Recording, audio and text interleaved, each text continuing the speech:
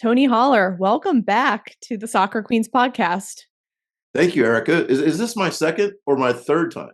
I I actually think think it's your third. it might be my third. Yeah. Yeah, I believe it is. But I remember the very first episode we did. It was like the soccer speed episode, heard around the world. Why don't you tell us a little bit more about that? Because it definitely lit up some people's eyes in the soccer community. Yeah. Well, I think that a couple things happened. I don't think I would have gone to France last. No, I know I would not have gone to France last December if that had not happened. I worked with a cognitive scientist there named Brent Strickland, who I actually had a podcast with a week or two ago. Really, really smart guy from South Carolina, but of course he's totally assimilated into France now. But he's a cognitive scientist, but also, as all French are, they're totally engrossed in the federation there. The soccer is everything in France. I know football is big in the United States, but there's also basketball and baseball and track and soccer and France is kind of monolithic. I mean, it's really a soccer country. So I got to spend 7 days in France and had the time of my life. And then I've been asked to go to Brazil next fall and to headline something there. And my stuff will be translated into Portuguese. And my upcoming book supposedly is going to be translated into Portuguese as well. And it's all because of this soccer stuff from a guy that, as I admit to everybody, I am not a soccer fan. Nothing wrong with soccer. I love sports of all types. I just wasn't brought up around soccer. So my stuff is more creating athletes that will become better soccer players, and I think that's where my niche is. I love to hear that soccer and all these other sports are just catching on to all of your speed training concepts. And I don't know if I ever told you this, but shortly after we recorded that first podcast, I spoke at the United Soccer Coaches Convention, and it was a presentation on speed. And I had referenced you. And then after the presentation, a lot of people came up to me and they're like, we are definitely going to look into this Tony Holler guy. And I think a lot of soccer people are buying in now to the feed the cats and everything that you're preaching. But for the people who don't know who you are because you aren't a soccer person, what has been your work with speed training and also track athletes? Yeah, I started off. I always say I was born a coach's kid. My dad coached basketball for 47 years, and it wasn't just dabbling in basketball. He was like a head coach for 44 of his 47 years. He coached at both the high school and college level, 3 Hall of Fames, all that kind of stuff. Made tons of mistakes. I disagree with a lot of the things he did. He also was brilliant in many ways, which really influenced me. So I've always been around it. And like Isaac Newton said, if I've seen further, it's because I've stood on the shoulders of giants.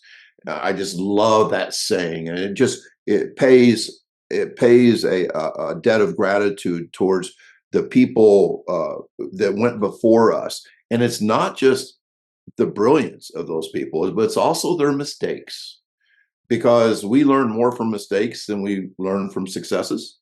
And so I've just been around it. And not only that, but two of my mom's brothers were, all 3 of her brothers were football players. 2 of her brothers were Hall of Fame football coaches at the high school and college level. So that was just my life all the way growing up. But like I said, I was just never around soccer in particular. So I've coached football for 25 years. I coached basketball for 15. Now I'm coaching track. This year will be my 44th. And track's an interesting sport because, like in Europe, they call it athletics. It's really is kind of what athletes do. Like athletes run fast. They run with endurance in the longer races. They go over hurdles. They jump. They throw. It's like athleticism, and I love calling track and field athletics. It seems very pure and correct. And of course, track and field goes all the way back to the ancient Greeks. which means it's a historical, wonderful sport. So that's kind of what my coaching niche has been. But I was also a chemistry teacher for 38 years. Teaching chemistry 5 times a day. So I'm a teacher. I'm a simplifier, a decomplexifier. I hope. If you've ever looked at a chemistry textbook, it's scary as hell. But I would say it's just wait. It's going to be fine. And so I'm able to explain things. And then I started writing. Well, first I got on social media, started writing, and then podcasts came along, and then I started traveling, and I think I've done presentations in 26 states and maybe 5 foreign countries now.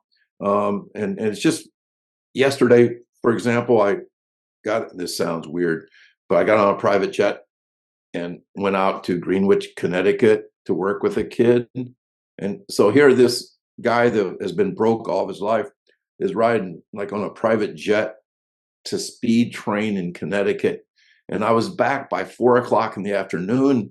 And I don't think I want to fly commercial anymore because it's a lot easier to you know, just walk through the gate at like the time of your flight, and your pilots meet you and say, watch your head when you're getting in.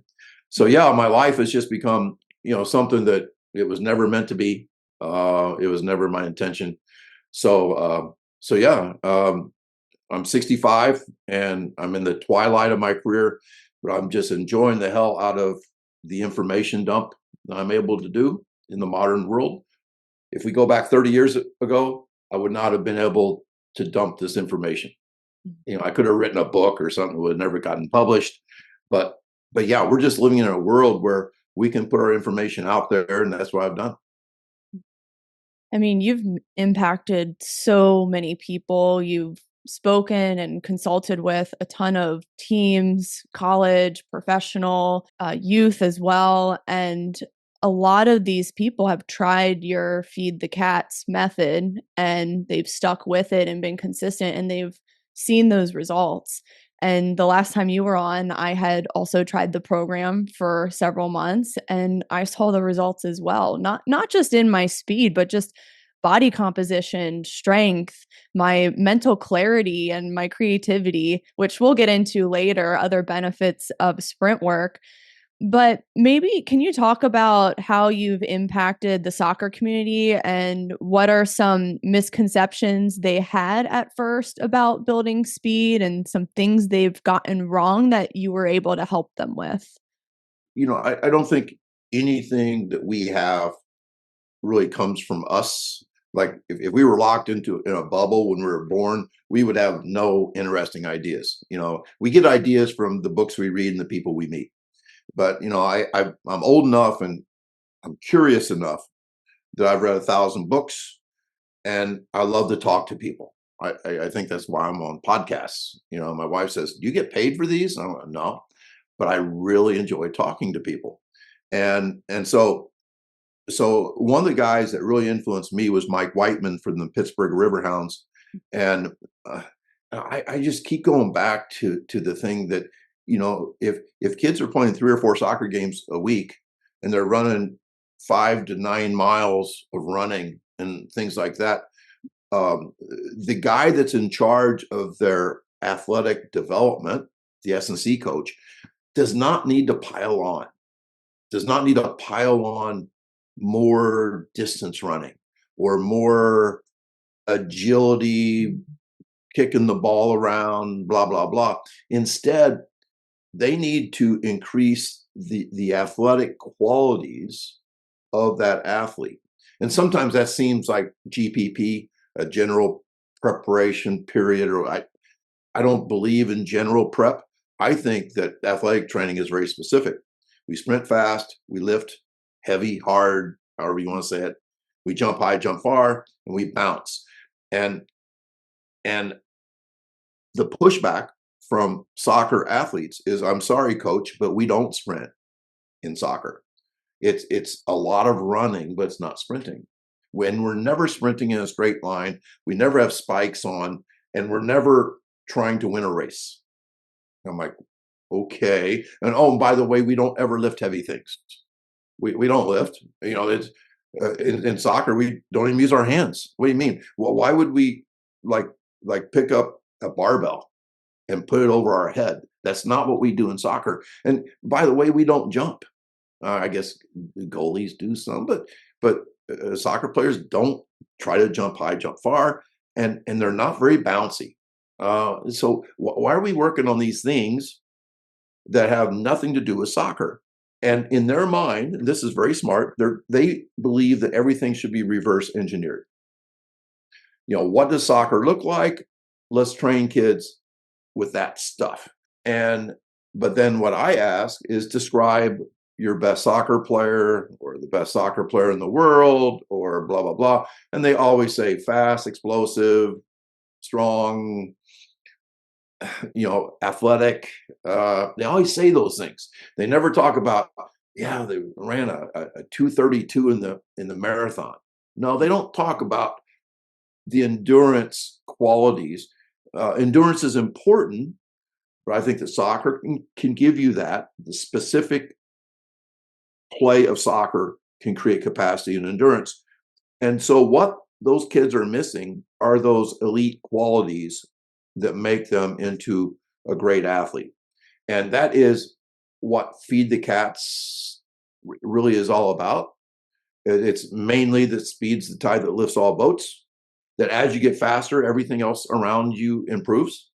Like everything, it is global. My friend Les Spellman says that, which means that as you get faster, you get stronger. As you get faster, you jump higher, you jump farther. As you get faster, you bounce better. As you get faster, the game slows down. As you get faster, you're better at agility. So all those things start to come with that speed thing. And then the final thing, and this is probably why I've made an impact on soccer, is that it does not detract from soccer. The workouts are short, and kids can do this stuff without this stuff blocking out the sun. They don't have to get away from soccer to start doing the things that make them better athletes. I love that it's so short and efficient. And it's usually 10 to 15 minutes long. And I think we discussed this last time that you can just use that as warm up on a practice day. Get to the field early, do your atomic workout.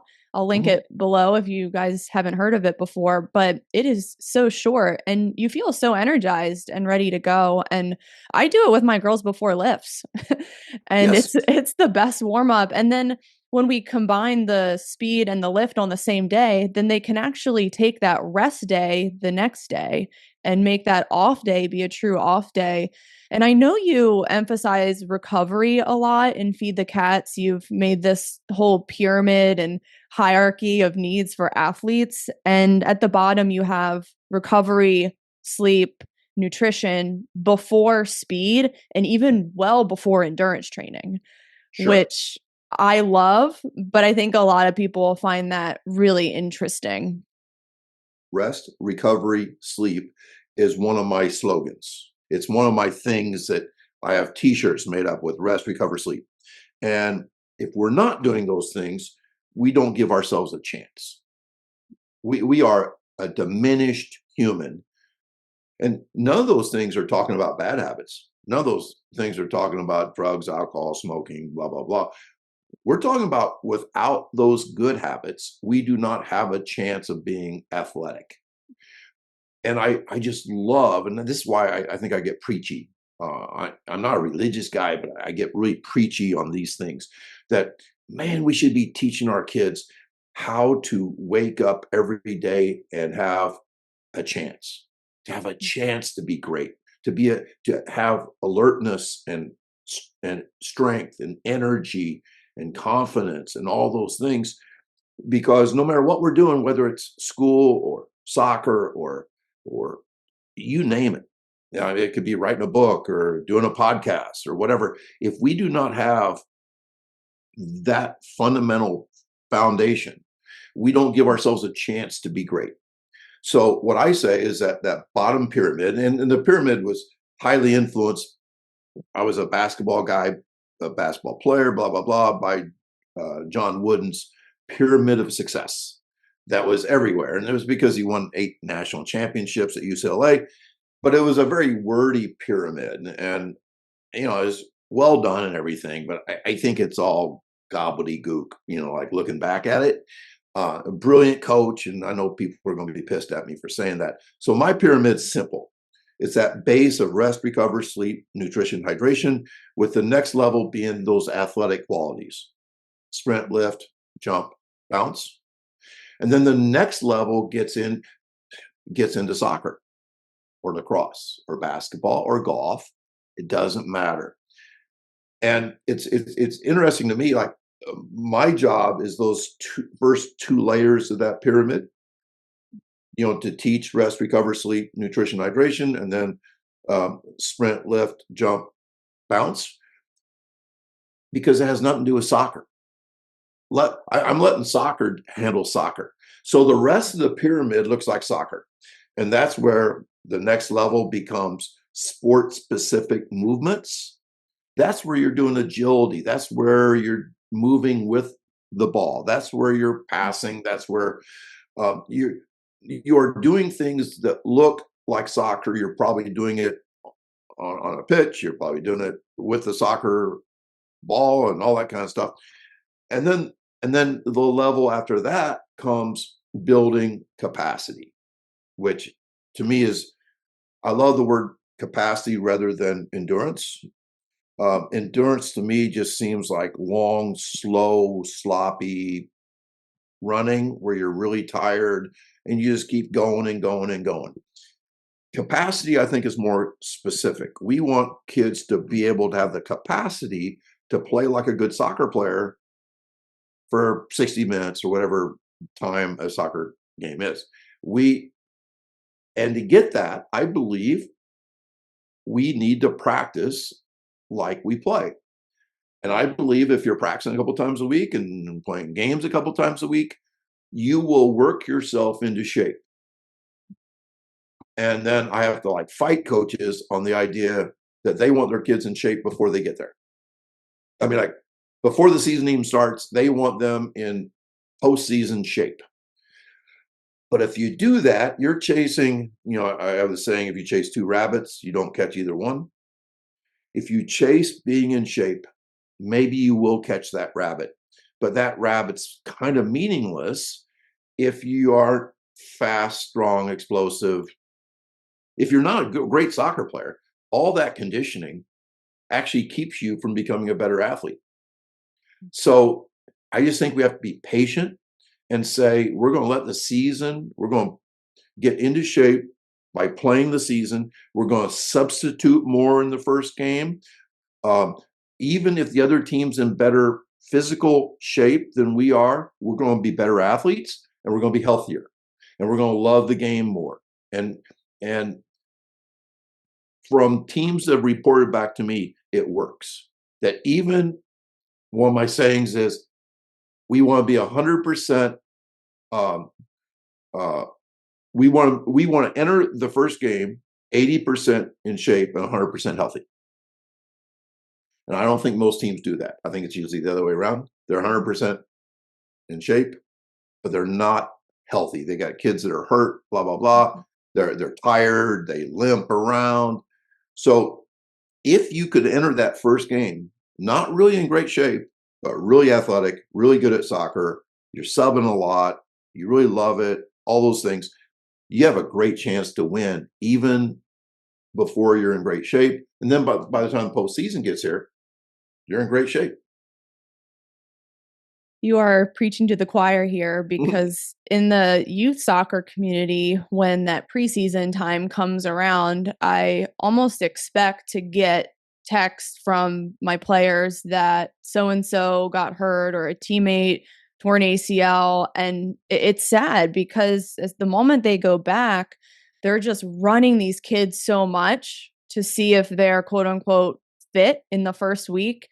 But it's crazy too in youth, they have a year-round schedule now, so they're in week 1. We have 51 weeks to go here. So why is there this, I guess, need to obliterate kids in that first week with the running? It just doesn't make any sense. And when the injuries keep happening, it's like we're doing something that isn't working for us. And I don't think people are looking at that. Don't you think they blame the kids too when they get hurt? All the I had a girl that was blamed for a hamstring cramp or strain, but in the first day of practice, they ran probably, it sounded like 50 plus full field sprints on day one. So yeah, to blame her for that, okay, not the spike in training load. It Yeah, all the is, time. it is, GPS has really changed the world, and the people who have really studied. There's a baseball guy that it'd be a great podcast for you, Zach Dacant, Yeah, Dechantt from I know TCU. him. Yeah. He is just absolutely spectacular. I love everything Zach does, and he spoke at a sprint-based football clinic that we did in Dallas, and we invited him to speak, and he showed us this in baseball now. Baseball is not a high volume sport. It's pretty much a stand around sport. It's you're not running 9 miles and things, but he showed that like in the first 3 or 4 days of practice, that baseball teams at the college level, great coaches, blah blah blah, were loading like 10 times game volumes on guys, 10 times, and guys got hurt. That that you could make the case that maybe 9 out of every 10 injuries are load problems. Yes. They are, we have overloaded the system. Even like freaky things, like as a young athlete, I had sprained ankles a lot. Basketball is kind of a sprained ankle sport, and all my sprained ankles came late in practice. That when you're really tired, your your stabilizers are tired too. The things that keep your ankle from rolling, and so it is. This is where I get preachy again. That I don't want kids getting hurt. I had four of my own kids. Three of my sons were really good athletes, and all of them had injury problems, and they all went through malpractice hell in high school sports, where coaches with good intentions hurt them. Good intentions, and it was almost always too much. You talked about that first uh, practice for youth soccer, and I tell people that so much of conditioning in the traditional sports world in the off season has been to survive conditioning when the season starts. Just think about that. That we're conditioning to survive conditioning. We're not preparing ourselves to be great soccer players or football players. No, we're conditioning to survive conditioning. And so if your focus is conditioning in the off season, what is not your focus? The things that make you a better player.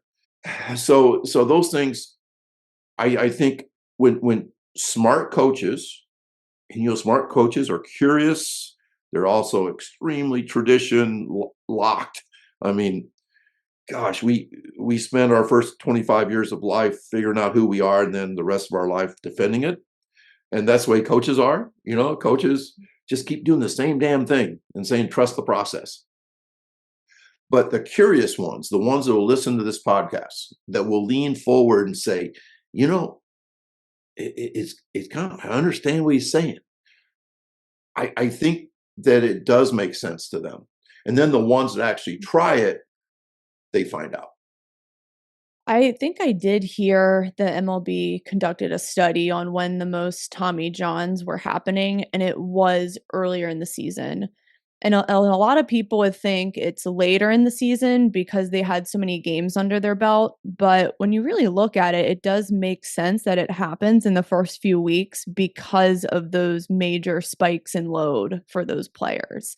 And I see it in youth soccer players too. It's usually during that preseason, right when club soccer starts in the fall, and everyone's running their fitness tests that they train for all summer. And then they're doing scrimmages on top of that. And like you said, it just seems like such a waste of time and malpractice in terms of injuries. And you're not getting ready for your first game. You're better off using that time to work on tactics and technical skills and small sided games and do speed or an atomic workout as your warm up to those practices. And I think it was Sam Portland who came on a few weeks ago, said that sprint training's the best vaccine for hamstring injuries. And I think you might have said that too, and maybe Mike Whiteman. We all kind of have the same buzzwords and phrases, but it's so true. I think athletes who do sprint year round and focus on speed do develop this robustness and this resilience. There's some magical stuff that happens, as you know, when you sprint. The alertness that we have throughout the day. The one of the things I spoke about with the cognitive scientist Brent Strickland, the idea was that everyone knows that going on a walk might be the most mentally might be the most important thing that you can ever do for your brain, with the exception of sleeping. The sleeping and walking are the two most important things for brain health. And so, I just wonder, what extreme movement does to the brain. I think there's some magic, and I think the magic could be cognitive. It could be. It definitely is. It makes no sense how work can make you more energetic the rest of the day unless you're seeing work through a neurological lens, not through like a conditioning lens, not through a fatigue lens, but instead the fatigue is the tired is the enemy, not the goal, that we don't want to burn the steak. And when we start living like that and we start sleeping because we want to be fresh for that workout the next day, I think everything kind of starts to line up. And if we could get the sport coaches, and this is really important because Zach talks about obviously TCU is a great baseball program, they're fabulous coaches, all that stuff, but they're in the dark ages in terms of athleticism, in terms of making sure that loads are correct and all those things. The same thing can be said about the S&C people at major universities. They go head to head with the football staff. The football staff they go to the church of more. I mean, if they could practice 6 hours a day, they might do it. NCAA had to actually limit their practice time because if they didn't, coaches would practice all day long, and that is a downward spiral, injury wise, energy wise, love of the sport wise, all those things. So I really think that it's a job of me and you and the S&C people out there to better educate coaches. And it's not easy because, as you know, one of the things that make a good coach is extreme confidence and belief in what he believes. They are just strong, charismatic people. And they don't like to say, I think I've been wrong for the last 20 years. They just don't like saying that. And so we have our job, we have a tough job to do that. But I just keep seeing it happen where people are starting to understand how to create better athletes, and better athletes make better soccer players. You know what I was thinking? We could give coaches just some advice to do instead of that extra conditioning is maybe use that time not just for a speed warm up, but for a proper nutrition talk. I mean, you're probably better off doing that and getting that base down to that pyramid that you were just talking about. And then maybe that was the missing piece to your team not being quote unquote fit enough. I think sometimes when we think, girls soccer players are lacking endurance, they think it's an endurance issue, but it could be not getting enough calories or not getting enough protein or carbohydrates or healthy fats. I mean, I think coaches just need to be open and dig deeper and not just use conditioning as the only solution to everything for fitness. Yeah, I heard Dan Paff's like a Mount Rushmore track and field guy, Olympic coach, all that kind of stuff. He said one time that, coaches work their ass off uh, to prepare for a 2 hour practice and then put all their energy into that practice. And what they put no energy, no preparation into is the other 22 hours of that athlete's life. And I think that's what you're talking about. Like you're talking about the health of little girls. And so, yes, it could be a sleep issue. It could be a hydration, a nutrition issue. It could be, a 7 day a week athletic. I'm a huge believer in a 4 day work week. I mean, there's 3 days off every week make you like the other 4 days so much better.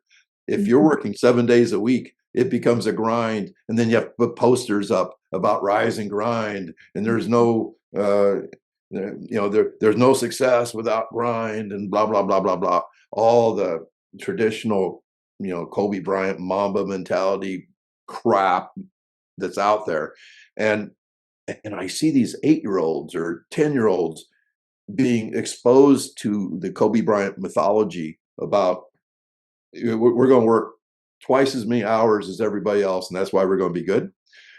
And then the other thing I was thinking about when you were talking about it may not be a lack of conditioning, it may be nutrition, it may be sleep, blah, blah, blah. It could be a love problem too. If you are not making practice the best part of a kid's day, if you're doing 50 long sprints on day one, that kid doesn't like the sport as much as they used to. There is a love problem. Now, if you ask your team, do you love it? They're trained. They'll say, yeah, we love it, coach. We love it.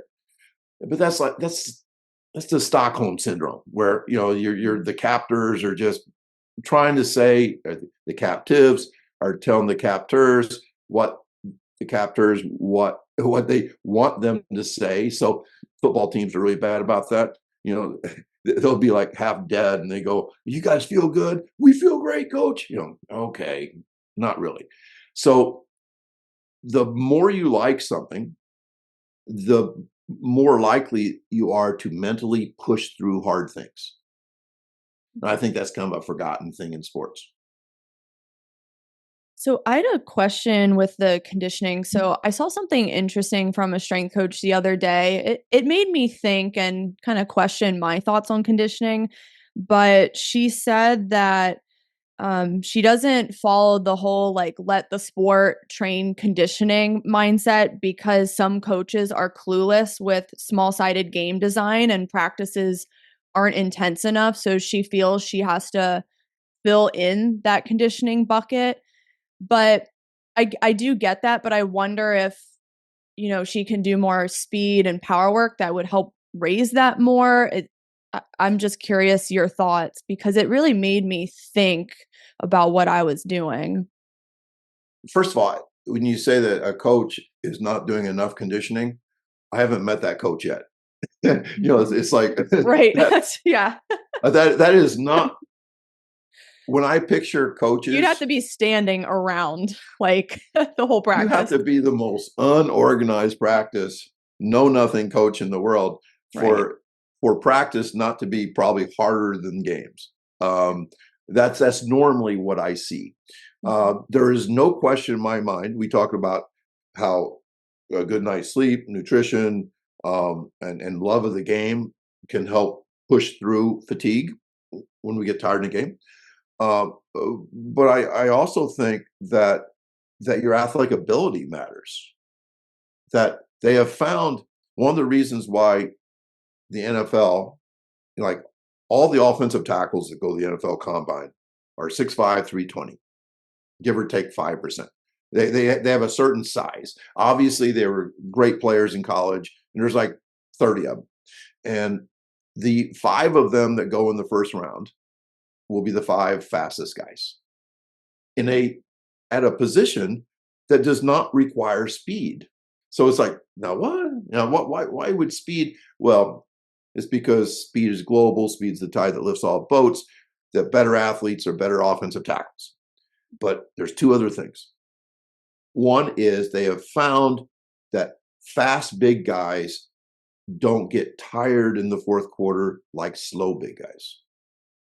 Slow does not fatigue like speed does, which means, hey, if we got all of those soccer girls a little faster, they may look like they're in better condition than they really are. I mean, they might be able to play at a high level longer because they're a better athlete. And I believe that to be true.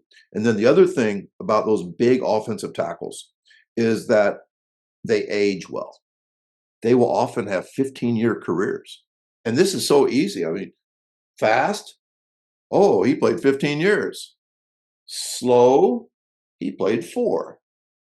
Uh, so not only does slow not tire well or fatigue well, but slow does not age well. And to me, that just makes sense. So what we want to do is we want athletes to come as close to their genetic ceiling of speed as we possibly can. And you and I both know that very seldom do we see a kid at the top, right at their ceiling. There's always room to grow, speed wise and strength wise and jumping, all those things. And they will play better in the fourth quarter. Now, my next question is, can you improve endurance through speed and anaerobic means? Because there was a tweet the other week that you couldn't. Right. From I know who another. you're talking about. Yeah, and it's okay. Nothing against this strength coach, but we're here to have a discussion and see kind of just how we unpack all this. But I think a lot of people would think that whole idea of, oh, I can just do speed work and my endurance is going to be great does sound crazy to a lot of people. So maybe you can just expand on that. Yeah, as I was kind of just saying that the faster we are and the more we love the sport and the healthier we are, the better sleep we get, all those things have a huge impact on how long we can play the game at a high level, which I call capacity. I don't like using that E word, that endurance word, because I just conjure up bad things in my brain. But it's weird. The guy you're talking about, Tim is his name, and he and I are actually good friends. We agree with on music and literature, and nothing else. He has great musical taste. He actually sent me 2 books to read, and I read them immediately. But I will not engage him online because I just disagree with everything he says. And that's where he wants to plant his flag. He wants to plant his flag on a hill that says, without doing tons of aerobic work, your aerobic engine will not be strong enough to repeat high level anaerobic work at a high level. In other words, even football is very anaerobic. 5 seconds on, then long rest, and then 5 seconds on. But he says that in order to do that, you have to have a strong aerobic engine to recover between those things. And I've just found that to not be true. And he says I have, what does he call? He says I have not survivor bias. Um, he says I have a bias towards success. That because I've had some successful people, I think that everything I do is right. I forgot the type of bias that is. But anyway, I'll just explain it, that because I've had some success, that I think that everything I've done has led to that success. And he's just wrong, because I've done it for 44, done this type of training for 25 years. And there's literally hundreds of coaches out there that feed the cats that do the same thing. And they outplay people in the fourth quarter. They outplay them because they're better athletes, they're more rested, they're not injured, they love the game, all those things. But what the paragraph that's in the S&C textbook says, that without a strong aerobic engine, without aerobic conditioning, you cannot repeat high level work. And so that's why people do this conditioning. And if my certification depended upon memorizing that paragraph, I can see why I would carry that paragraph with me. And there is no question that to be a miler on my track team, that you cannot just sprint. We have to do things, but we we try not to overload, and we try not to ever create an injury type situation. We still sleep, we still eat right, all those things, and we do the least amount possible, not the most. And I think that's an important concept.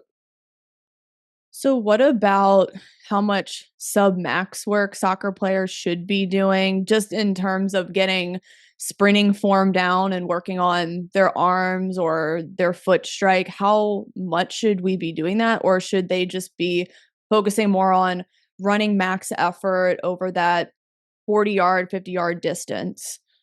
What I believe is that we don't do any submax. People say I sound just like Charlie Francis. They used to say that before I knew who Charlie Francis was. And of course, Charlie Francis was the king of speed coaches that got in trouble for anabolic steroids with Ben Johnson and blah blah blah.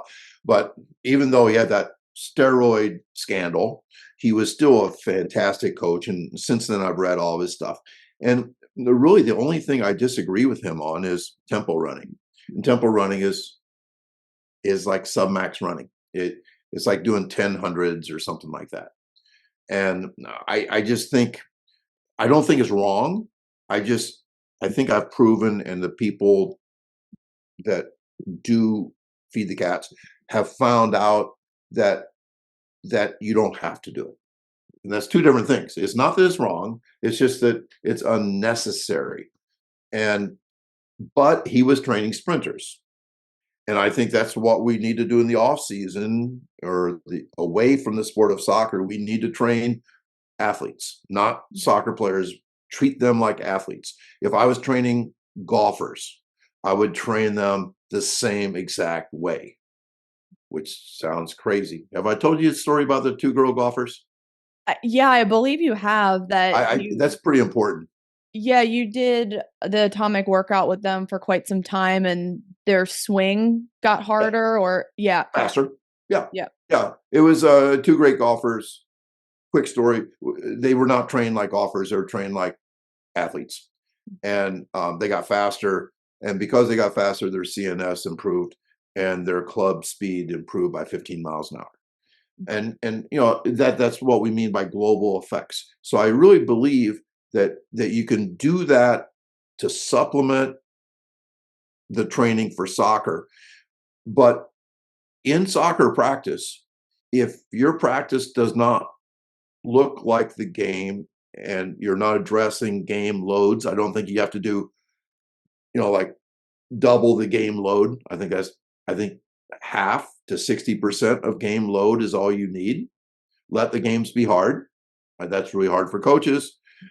Coaches want to make the practice really hard to make the games feel easy, and that just detrains athleticism. That's not good. Makes kids hate practice. So I really think that if you're not getting, let's say I'm a basketball coach. I'll go with something I really know. If I'm a basketball coach and I think that all my shooting drills and all that stuff are not preparing my guys very well to play the game, then we will do some 15-second line drills, top speed. We'll time them, which is not speed. That's like working on basketball agility and also touching on capacity. Maybe we take 30 seconds in between them. We do 3 or 4 of them, get a drink, move on. So I think in practice, you have to address the load that kids will have to carry with them, with the knowledge that you do not have to prepare them for the entire load. Have you ever run a marathon? No, and I never want to. Good idea. I've run 4. Marathons are interesting, though, to me.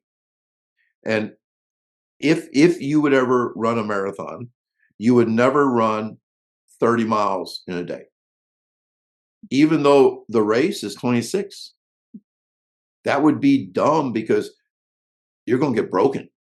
I mean, you won't be able to walk for a week after a 30-mile run.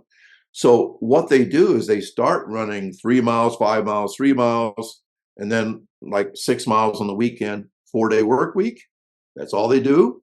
and then they build. And then every 3 weeks, they take a step back and lower the volume. Then they jump back and increase, increase, increase. So there's no injury. So you don't hate training. And the longest run that I've ever done preparing for one of my 4 marathons is 20 miles. You don't need the entire game volume to play the entire game. And the reason why you shouldn't do that is because you're going to hurt your athletes and they're not going to love the sport. Tony, that's so interesting you say that. I'm glad you brought it up because when I was playing soccer, I never ran 2 miles in my life in training. Never went to a track and just jogged the 2 miles. I just did a lot of sprints and anaerobic work and pick up soccer with boys and just getting in a hard training environment. And that's it. I never trained long distance running. And people find that so crazy that I've never run 2 miles.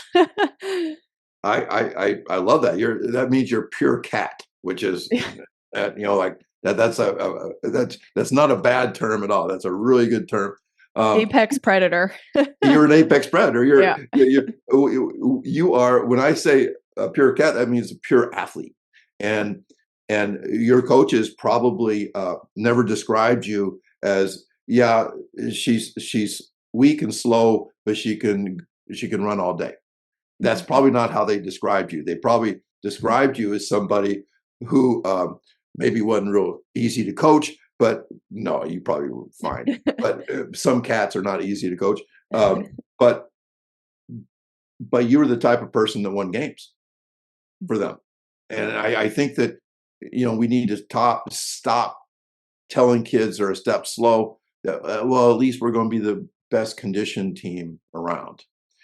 Because you're just giving up on the skills that make you better. Mhm.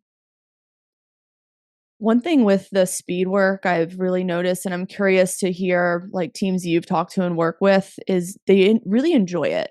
And I even had girls the other day say, wow, we just love sprinting like this and just really opening up our legs. We feel so free. And they love speed days. And it just shows that they don't really get enough of that where they can really just feel liberated. It's so much sub max work and just doing these long Indian runs and jogs Mm. and drills they hate. And then when they do that speed, they're just so refreshed. So I don't know if you found that when you've spoken to a soccer team or worked with other athletes. Yeah, in a Stephen King book one time, he referenced something that makes you feel young. And I've always thought about that. What makes me feel young? I'm 65. So when I think of what makes me feel young is getting on a bike and going fast downhill. That makes me feel young. It's like invigorating. I don't feel like I'm on Medicare anymore. Like I feel like I'm fast. And I think there's something really joyful about sprinting too. I have 4 grandkids, and and sometimes it's hard to get them to do what you want them to do, but it's never hard to get them to race. Like, hey, I'll race you. And I mean, they might be in the worst mood in the world and they'll light up and race. So there's something in our DNA that likes to race, likes to get timed. I think it's invigorating to feel like the air go past you really fast. I mean, people love motorcycles maybe because of that. But I have not found any athletes that did not like speed training. And you probably would think, I bet, like the overweight kids, like the slow ones. But see, they're not racing a fast kid. The overweight kid, they're getting timed. And the kid that will improve their time the most in a given group will be the slowest kid, will be the overweight kid. And I have seen kids run really slow times, but celebrate like they had just won the Olympics because they had just run faster than they've ever run. And that's when you're doing something right. You got them hooked, and you're changing that kid's life because believe it or not, I mean, talking about overweight stuff. Um, Everybody thinks that going out and running 5 miles a day would be the best way to lose weight. It's really not. It's counterintuitive, but doing, you know, if somebody really wanted to lose weight, you eat the protein, you drink a lot of water, you stop eating stuff you shouldn't eat, you sleep a lot, you sprint and you lift. I mean, that's how people really get ripped. And like back in the 70s, we were taught that it was all cardio. That's the holy grail. And we have a higher percentage of runners in this country than we've ever had, and we have a higher percentage of obesity than we've ever had. And a lot of those obese people, I don't know if you've ever seen a marathon, but it's kind of surprising they're not all short and thin. There's all sizes out there running. So I don't think, I don't think I run every day, but I don't think it's the best way to control weight. I think that sprinting and lifting are probably the best things. Yeah, I've had a lot of conversations with Cynthia Montiglione, who's in Masters track, and she breaks world records. She's turning 50 this year, and she like looks better than she did when she was in college. I mean, her body composition is just really strong and robust and lean. And we were just saying how for female athletes, especially the older you get, it might not be in your best interest for hormones and menopause to do excess cardio and long distance, but to really consider building up your speed work. And you can always start somewhere with doing sprint work. I think it's so good for just overall health and longevity and hormonal health for women. So it's just really fascinating. And I think this conversation goes far beyond sport performance. I think speed is something people can stick to for a lifetime in any shape or form. I think so too. Never slow down, never grow old. If I was advising, and I do advise, you consult with older athletes, and uh, actually talked with Saquon Barkley back last spring. And if you know anything about Saquon, he is just he was just one of the hardest workers ever.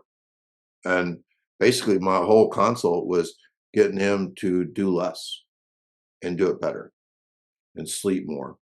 And just a beautiful conversation I had with him. He said, "So, coach, instead of doing 2 sets of 10 100s, maybe I should do one set of five, maybe." I said, "No, don't do any hundreds." And he said, "Coach, I feel like I've been brainwashed." I go, "I know, we all have. That's just who we are, man. We've been taught that how we get better is more and more and more. If when he could squat 600 pounds, his next goal was 700. And that's the way great athletes have always lived. But if you're going to find that fountain of youth, it's going to be speed. And if he changed his stuff this past off season, and with the Eagles this year, he looks leaner, younger, and faster. And I think that is an example. I always worry about how come baseball players are washed up when they're 35. Um, I I can tell you one thing they don't do after they're 30. They don't sprint anymore. They run a lot, and lift a lot. They're stronger than they've ever been, but they're washed up because something about the CNS, or I just think there's some magic in going out and sprinting as fast as you can. And um, I think we're onto something. I have trained some masters athletes that at the age of 45, this girl in Australia is running faster times than she ran in high school. Uh, and she doesn't look like she's in high school anymore. She looks like she's 45. But as you said, she's robust, dynamic, lean, um, confident, and yeah, I think it's good for longevity. That's so awesome. I love hearing that when female athletes do masters sports and they're performing better than they were when they were like D1 college athletes. Yes, It's just so inspiring. I love gives seeing us it. hope. Yeah. And it just shows how malleable the body is. Just keep giving it the right inputs and explosive ones mainly, and just continue to train speed no matter where you're at. And I one thing I do love about what you're preaching is it's so simple. You don't have to do more, and less is really more here with a lot of your workouts, and you really just need 10 to 15 minutes twice a week at a minimum, maybe 3 times in the off season, and that's really it. And then that just compounds over time. And I think more soccer players will hear this message today and get on board with it. And I want you to talk about your upcoming book. So exciting. I'm definitely going to get a copy when it comes out. But what's it called and what's the release date? I think the last time I talked to you, it was called "Tired is the Enemy." Oh, yeah, Uh, it was. but now but now it's called "Feed the Cats: The Evolution of a Coach as Revolutionary Approach." Like evolution and revolution kind of sound similar, kind of rhyme. And and I'm really proud. I say that my dad could never coach 47 years if he did not evolve. He evolved from just an old school, like military, hard nosed sergeant in the Marines type of guy, um, to being a player's coach. He evolved racially. He evolved in terms of understanding that a coach's favorite kids are probably the kids that were like they were when they, but the kids that need you the most are the kids that are hard to coach. And so he just became, he evolved. And I think that bad coaches fail to evolve. They're not curious. They get locked in and they're defensive and they're almost mean with their defensive nature. Um, so anyway, I like the idea of the evolution of a coach because I have really changed, maybe more so than my dad even. And then the revolutionary approach is the whole idea of instead of more, more, more, it's less is more. If you're smart about it, like obviously, doing no work doesn't get you anywhere. Uh, I had a friend tell me that I need to just stop saying bad stuff about work. Um, and I said, well, that's kind of my whole deal. And he says, no, tell people you're redefining hard work. I go, there you go. Because as I don't know about you, but uh, but uh, you know, not drinking alcohol at night is hard. Uh, Getting to sleep at 10 o'clock is hard. Um, um, Eating correctly and, like eating the things you're supposed to eat, saying no to the things you shouldn't eat. Um, and then having consistency is hard. All those things, that's hard work. It's just not hard in the same way that we grew up, where hard work was going out and pushing your boundaries of how long can you run or how many sprints can you run before you throw up or something like that. It's just a different way of doing it. So anyway, my book is I'm on maybe my third edit now. I got an advance for it, which means the book will happen because I'm not sending the money back. And maybe that's exactly what it took. And supposedly it will be out in paperback, hardcover, Audible, and Kindle. It will not be at bookstores. It will only be on Amazon. Uh, I'm not going to make much money off of it, but most authors don't. Uh, books are Books allow you to do other things, speaking engagements and things like that. Things that I really love doing. But I'm looking forward to it coming out, and also I'm scared to death because people don't want to see that no star review saying this is a bunch of crap. It's going to happen, but I'll get through it. Well, I'm looking forward to it, and I know a lot of other people listening are. I love your writing. I've read some of your articles you put on your website and other sites, and I think it's going to be very well written and engaging. So Well, I really look forward to it. I will leave Tony's Twitter and information in the caption below, as well as the atomic workout and what specifically we were talking about today with Feed the Cat. So be sure to check that all out and follow up with him. We hope you enjoyed this episode. We hope it got you thinking. Until next time, thanks again, everyone.